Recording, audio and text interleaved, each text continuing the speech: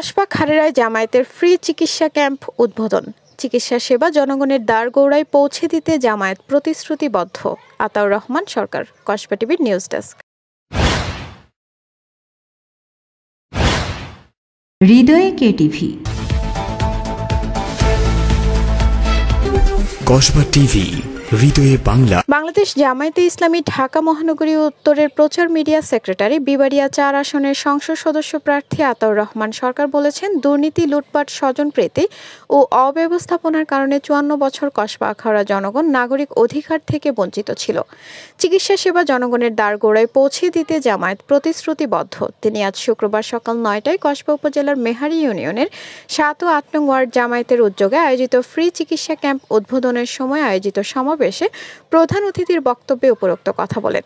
বিশিষ্ট সমাজসেবক মাওলানা মাহবুব আল হাদির সভাপতিত্বে এবং মেহারি ইউনিয়ন জামায়াতের সেক্রেটারি মাওলানা আমানুল্লাহ ও মাহফুজুর রহমানের যৌথ সঞ্চালনায় এতে বিশেষ অতিথি ছিলেন কসবা উপজেলা জামায়াতের আমির অধ্যক্ষ ফরিদ উদ্দিন আহমেদ, নায়েবে আমির মাওলানা শিবলি নোমানী। উপস্থিত ছিলেন মেহারি ইউনিয়ন সভাপতি আবুল হোসাইন, খারেরা ইউনিয়নের আমির মাওলানা শরীফুল ইসলাম সহ প্রমুখ। আতাউর রহমান সরকার বলেন, আমরা এবার সোনার বাংলা গড়তে রাষ্ট্রকে দুর্নীতি, চাঁদাবাজ, সন্ত্রাস এবং মাদক মুক্ত করব ইনশাআল্লাহ। এটা আমাদের চ্যালেঞ্জ ও মুক্তির লড়াই। আমাদের এই লড়াই অবিরাম চলবে। মেডিকেল ক্যাম্পে ফ্রি চিকিৎসা সেবা, ব্লাড প্রেশার ও ডায়াবেটিস চেক সহ সকলকে ফ্রি ঔষধ দেওয়া হয়।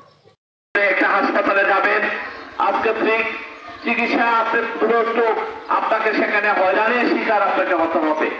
আপনি সেখানে করবা হাসপাতালে যাবেন।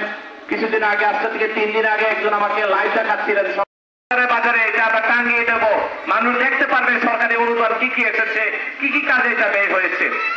জামায়াত ইসলামের কোন কর্মীরা সেখানে টিআর কার সাথে জড়িত হবে না, সেখানে রাস্তার টাকা রাস্তার ইট তার বাড়িতে যাবে না। এইরকম একটা সুন্দর পরিবেশ জামায়াত ইসলামী সেখানে তৈরি করার স্বপ্ন দেখছে।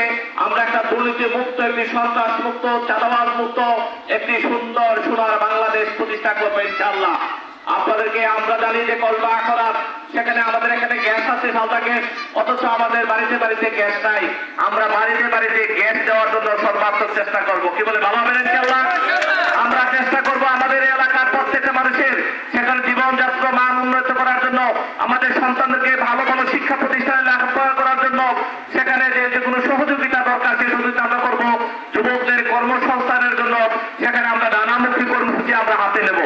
তার কারণ, যে টাকা লাগে লেখাপড়া করাতে সেই টাকা আমার কাছে নেই, যে টাকা প্রয়োজন সেই টাকা আমার পক্ষে আমার কাছে দেওয়া সম্ভব নয়। সেই জন্য আজকের এই সময়ে আমি আপনাদের কাছে যে কথাটি বলতে চাই, জামায়াত ইসলামী এমন একটি সংগঠন, এমন একটি দল, যে দল এদেশের মানুষের কথা বলে, এদেশের মানুষের। হৃদয়ে কেটিভি, কসবা টিভির সংবাদের সাথে থাকার জন্য ধন্যবাদ জানাচ্ছি। পরবর্তী সংবাদ পেতে আমাদের চ্যানেলটি সাবস্ক্রাইব করে রাখুন। হৃদয়ে কেটিভি।